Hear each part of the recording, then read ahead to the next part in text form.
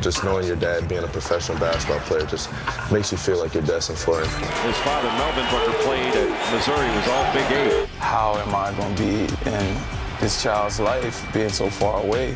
There aren't many better in the country at doing what he does. Were you born a great shooter, or did you become a great shooter? I'd say a little bit of both. Devin Booker is living his father's dream. Melvin Booker was a standout at Mizzou, but only had a brief NBA career, 32 games in all. But from the time Devin was born, Melvin made sure he surrounded his young son with the game he loved. Tell me your first memories of basketball. First memories, straight out the womb, right when I started.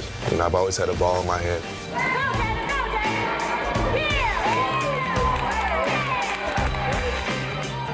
He was a kid that you could just see he had his love and his passion for the game because it's something he always wanted to do. Devin was raised primarily by his mother, Veronica, in Michigan. Meanwhile, Melvin was globetrotting, trying to make a name for himself in overseas leagues. He frequently invited his son to immerse himself in the culture. Actually having the chance to go overseas to Italy to watch him play just made me want to have that drive even more. And I think that might have been something that clicked in him then, that I want to play professional ball. At 36, Melvin made a choice. Instead of prolonging a diminishing career overseas, he instead decided to return stateside to raise his son and school him in the game of basketball. He was determined to turn him into an elite talent. I just knew that Devin was special because he could shoot the ball at 12. And I knew if the older he gets, that the shorter my career is going to have to be because I'm going to have to be home to spend time with him.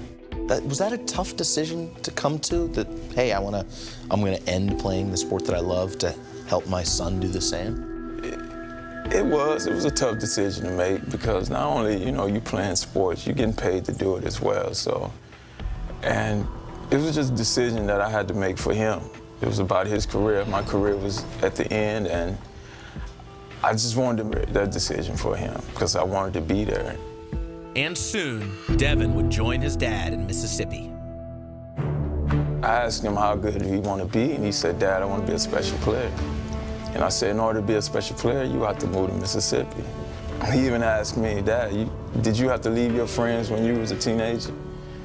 And I was like, no, but sometimes you have to do some things that you don't want to do for your dream to come true. I really wasn't challenged when I was up in Michigan. And that's part of the reason I moved down to Mississippi is, to get a challenge. Well, the last thing Veronica told me was, I understand Devin can get a scholarship, but I'm sending him down to Mississippi so you can take him to the next level. I think that's what drove me, just to see your mom making a sacrifice, letting her baby go down to Mississippi, and, just made me want to work that much more. It's kind of like you're realizing, okay, better not screw this up, right? Exactly. I knew it'd be all worth it. That moment, when she was crying there, I had to make it worth it for her. So I had a lot of pressure on me to develop Devin into the player that he is today. But it was more than just basketball. I was making up also for lost time that I had spent, that I didn't spend with him in his childhood. Through all the sweat, he was there, and he was out on the court working with me, and, he made the game a lot easier for me. He taught me things that, other kids don't get the opportunity to get taught by a professional. And it wasn't just about basketball for the father and son. Melvin was making up for lost time he missed while playing ball overseas. Tell me about Thursday nights. Those were father-son nights. Yeah, Thursday night was our quote-unquote date night. It was the night that Devin and I would choose a restaurant, and we'd go have dinner. And the rule was to leave the cell phone in the car so it could just be us, and we could talk about life, basketball, school, sports, what's going on, anything. And, it helped us bond. Not only was he my father, he was my mentor, my trainer, my best friend, really. We used to do everything together. He not only developed me into a man on the court, but off the court also.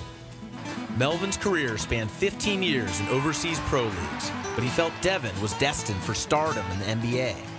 5 inches taller than Dad, a shooting guard instead of a point guard, and with a deadly three-point shot, Devin averaged over 30 points a game his senior year. He was recruited by the nation's best, but chose to join an elite group of incoming freshmen. Now I'd like to announce that I'll be playing college at University of Kentucky. Did you expect him to blow up like he has at Kentucky, going from a guy who most people expected would come back for at least a second year to a guy who plenty of people expect to be a lottery pick? I'm not surprised, because I know his work ethic, I know his IQ, and I know how bad he wanted it. When you can kick it out and you've got a shooter like Devin Booker on the outside, it's almost automatic at this stage of the season.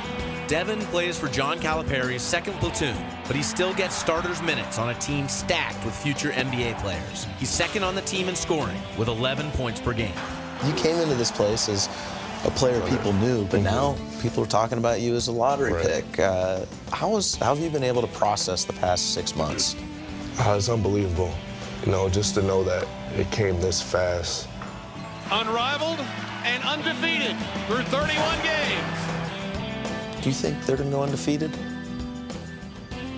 I think they can go undefeated. I think they have the players to go undefeated. I think they have the coaching staff to go undefeated. But there's still a lot of basketball to play. The possibility of going undefeated, what does that mean to you and to your teammates? We're playing against ourselves, really.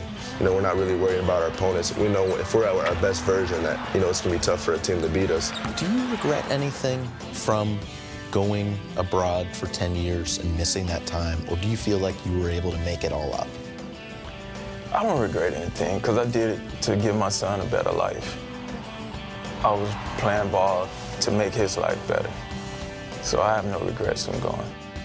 And it worked. Exactly.